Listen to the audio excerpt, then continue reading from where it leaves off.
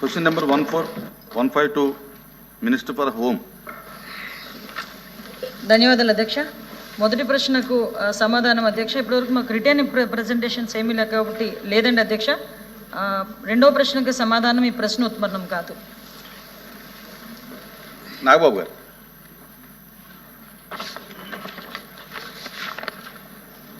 ధన్యవాదాలు అధ్యక్ష. Opposition party ఎల్వైపీ గారికి, ఇక్కడున్న మినిస్టర్స్, గౌరవ హోమ్ మినిస్టర్ గారు అందరికీ కూడా కృతజ్ఞతలు.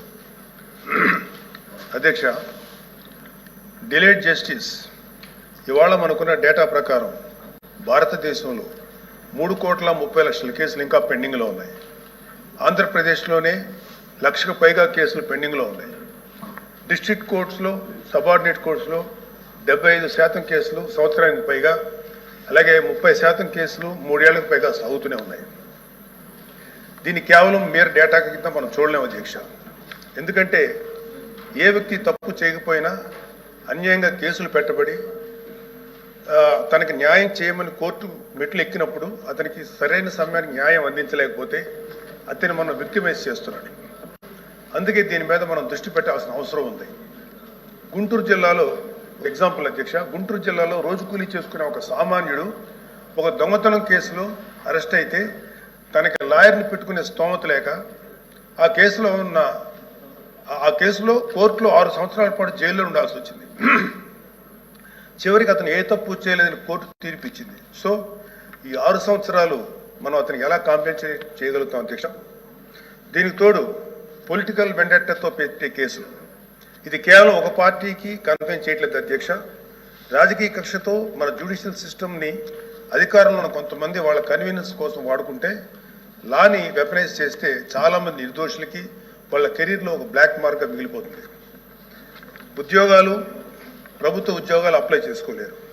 ప్రైవేట్ సంస్థల్లో ఉద్యోగాలు అప్లై చేస్తే బ్యాక్గ్రౌండ్ చెక్లో ఫెయిల్ అయిపోతున్నారు.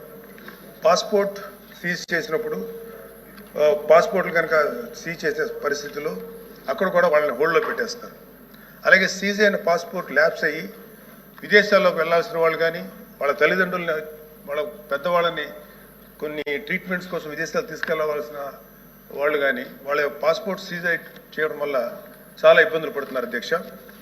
వీళ్ళకి జరిగే నష్టాన్ని మనం కాంపెన్సేట్ చేయలేం.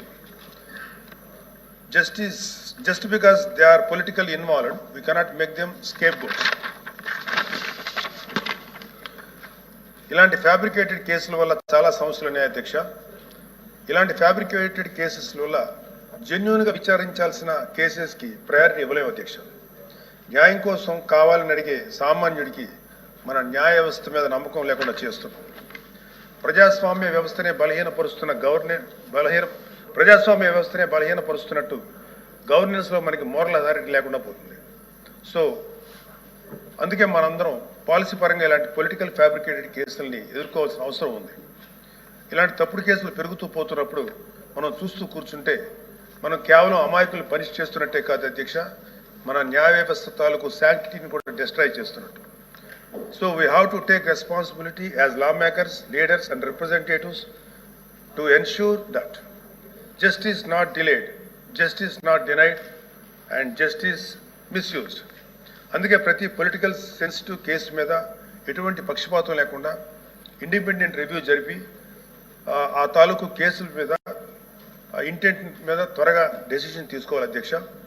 న్యాయ వ్యవస్థ త్వరగా పనిచేయడానికి జ్యుడిషియల్ వేకెన్సీస్ని ఫిల్ చేయడంలోనూ, ఫాస్ట్ ట్రాక్ మెకానిజంని క్రియేట్ చేయడంలోనూ సమగ్ర దృష్టి పెట్టాల్సిన అవసరం ఉంది అధ్యక్ష.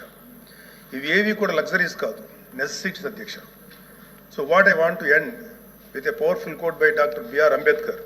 However good a constitution may be, it is sure to turn out bad because those who are called to work, it happened to be a bad law. మన రాజ్యాంగం ఎంత గొప్పది అయినప్పటికీ దాన్ని అమలు చేసే నాయకులు సరిగ్గా లేకపోతే గొప్ప రాజ్యాంగానికి విలువ లేకుండా పోతుంది అధ్యక్ష. Let us not be that bad lot. Let us be the generation of lawmakers who stood up and made justice. Not just a word inscribed in our constitution, but a living reality for every citizen of Andhra Pradesh. Adhyaksha, thank you very much. Mantri garu, sir, signatories kaadu.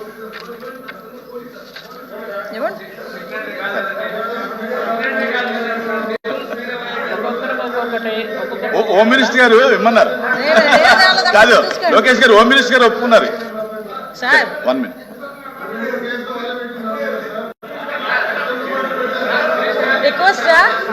Request అంట యేసరత్నం గారు చెప్పండి. యేసరత్నం గారు చెప్పండి, మీరు సూటిగా మీ president చెప్పండి. అధ్యక్ష, గౌరవ సభ్యులు 19 నుంచి 24 మాత్రమే అడిగారు. అధ్యక్ష 19 నుంచి 24 వరకే అడిగారు. అధ్యక్ష, నేను కోరుకుంటున్నాను ఏంటంటే, ఇప్పటి వరకు యాజ్ ఆన్ టుడే ఈ రోజు వరకు రాష్ట్రంలో ఇలాంటి ఫాల్స్ కేసులు ఎక్కడెక్కడ ఎన్ని రిపోర్ట్ అవుతున్నాయి.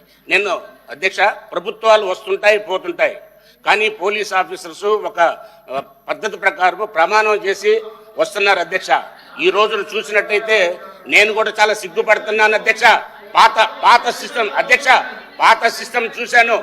ఏదన్నా ఉంటే అధ్యక్ష, నేను ఒకటే అధ్యక్ష, 24 నేను 19 నుంచి 24 కాదు, ఈ రోజు వరకు చూడండి. ఈ రోజు వరకు రాష్ట్రంలో చెప్పింది గౌరవ సభ్యులు చెప్పింది 100కి 100 నిజం. ఆ రోజు జరిగినా ఈ రోజు జరిగినా కానీ ప్రభుత్వ నాయకులు, మంత్రులు, ముఖ్యమంత్రులు మారుతుంటారు, కానీ ఇది ఈ వ్యవస్థ మాత్రం మారే అవకాశం లేదు. అధ్యక్ష, ఈ రోజు వరకు కూడా మీరు నోట్ చేయండి, మీరు రికార్డ్ చేయండి. అధ్యక్ష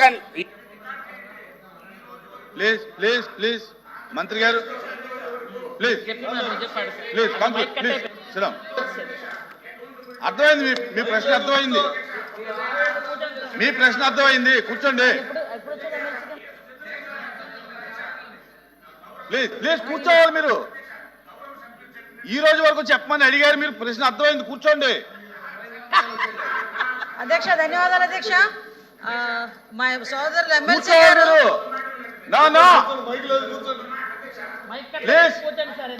మీకు మైక్ కట్ అయింది, కూర్చోండి. మీరు ఏం మాట్లాడిన రికార్డు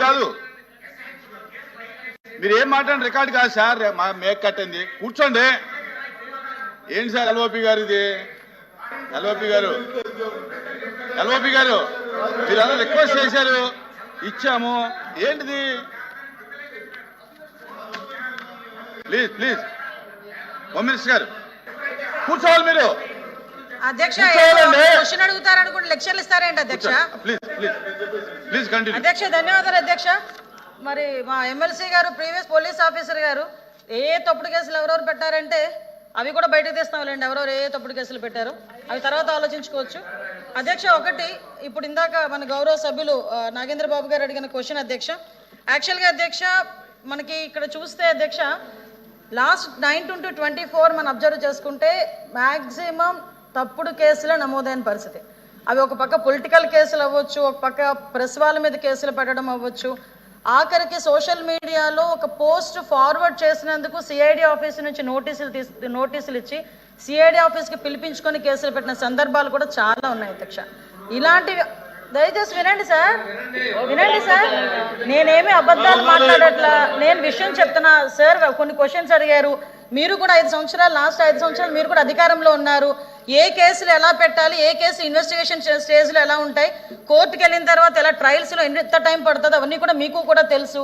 యాజ్ ఆఫ్ నౌ నేను చెప్పేది ఏంటంటే అధ్యక్ష, జెన్యూన్గా ఒక కేసు పెడితే దానికి సంబంధించి కోర్టులో మనం ఫైట్ చేసుకోవటమా, కోర్టులకు మనం ఆశ్రయించడం అన్నది పక్కన పెట్టచ్చు అధ్యక్ష. ఇక్కడ చూస్తే అధ్యక్ష, ప్రభుత్వాన్ని క్వశ్చన్ చేసినందుకు, ప్రభుత్వం మీద వ్యతిరేకంగా ఒక పోస్ట్ పెట్టినందుకు, పోస్ట్ పెట్టడమే కాదు ఆ పోస్ట్ ఫార్వర్డ్ చేసినందుకు, అంటే దాని మీద కేసులు పెట్టడమే కాదు, ఎస్పెషల్లీ మహిళలు ఎవరైనా కూడా ఆ ప్రభుత్వాన్ని వ్యతిరేకిస్తే ఏదైనా పోస్ట్ పెడితే గత ప్రభుత్వాన్ని క్యారెక్టర్ అసోసియేషన్ చేసి కూడా సోషల్ మీడియాలో పోస్టులు పెట్టిన సందర్భాలు కూడా ఈ సందర్భంగా గుర్తు చేయాలి అధ్యక్ష. దీంట్లో భాగంగా అధ్యక్ష చాలా మంది మీద కేసులు, అమరావతి రైతులు రాజధాని అమరావతి ఉండాలని చెప్పేసి కోరుకునే నేపథ్యంలో వందలాదిగా కేసులు పెట్టిన నేపథ్యం. దయచేసి ప్లీజ్ సార్, నేను అన్నిటికీ సమాధానం చెప్తా, ఇది నా టైం సార్. ప్లీజ్, క్వశ్చన్ అడిగింది మా వాళ్ళే, మీకు చెప్తున్నాను సార్. అదేవిధంగా అధ్యక్ష, ఎస్సీ అట్రాసిటీ కేసులు నా మీద ఎస్సీ అట్రాసిటీ కేసు పెడితే నేను ఇప్పటికీ కూడా కడప కోర్టుకి మాట్లాడమంటున్నానండి. మీరు కాదు సార్, మీరు కాదు. లోకేష్ గారు వన్ సెకండ్ మీరు